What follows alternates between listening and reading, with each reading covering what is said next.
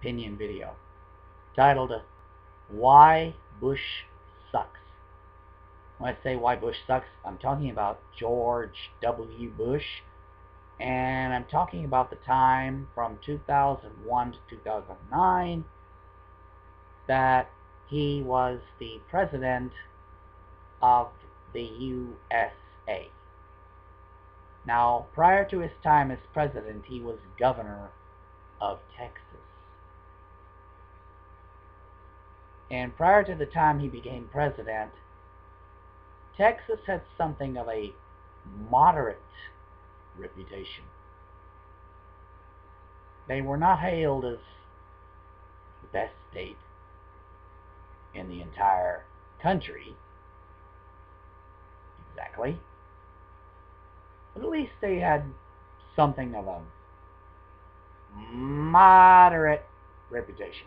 Then their governor Bush became President Bush under suspicious circumstances, but I won't go into that because that's not why I think Bush sucks. Not why I think he sucks. So, one of the first things he did as president was pass a slew of tax cuts that mainly targeted the richest people. Now, anyone making minimum wage kind of saw their taxes go up a bit. No tax cuts on the minimum wage earners. So basically,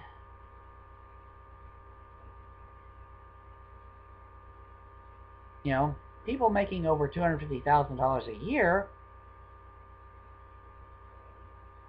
got huge tax breaks from George W. Bush, President Bush. And didn't exactly understand what that was all about. Then came 9/11. I believe there was 2 planes flying. Each one collided into each of the Twin Towers of what was at that time the World Trade Center. Intelligence reports gathered that Osama bin Laden was the guy who led the entire movement to attack the USA. So they tell us it was an attack on the USA. I still maintain it was an attack on the world, but that's the opinion video for another time. Anyways, instead of going after Osama bin Laden and trying to get him, Bush said, well, I'm not a lot concerned about him. I've got the soundbite. You don't believe me. Anybody can look it up online, and it'll play for them. He said it. I'm not all that concerned about it. I like to fell out of my chair, but I didn't find out about that until after he invaded Iraq. First question I asked myself was, what does this have to do with 9/11? What does bombing Saddam have to do with 9/11? Answer: nothing. Saddam Hussein had absolutely nothing to do with 9/11 at all. This was basically offering up an Arab scapegoat to allow Osama bin Laden to get away scot-free without having to worry about facing justice.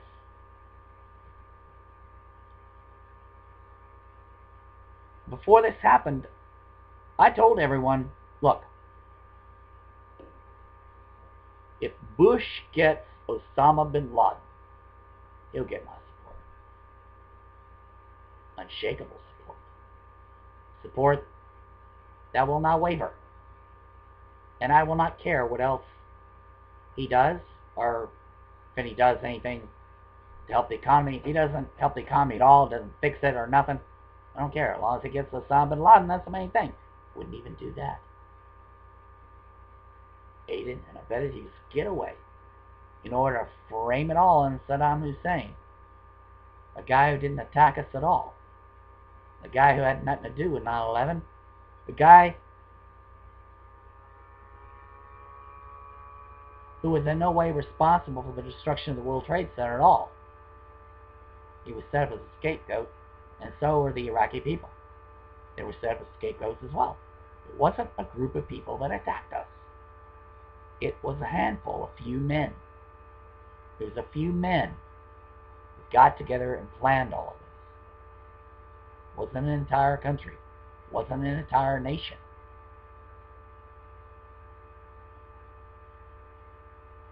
So,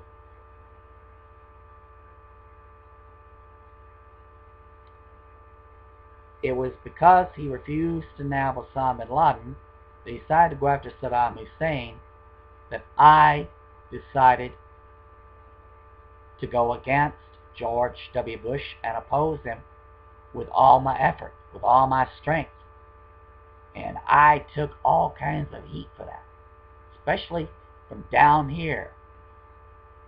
Most people will just cave to Republicans, whatever they do. They don't care what Republicans do. Don't care what a Republican president does. They're going to support him whatever he does. I'm not like that. You got to do at least something like this right before I'll support you. And in another video, I'll talk about why I support Barack Obama. But I will end it here, as this is why Bush sucks. Later.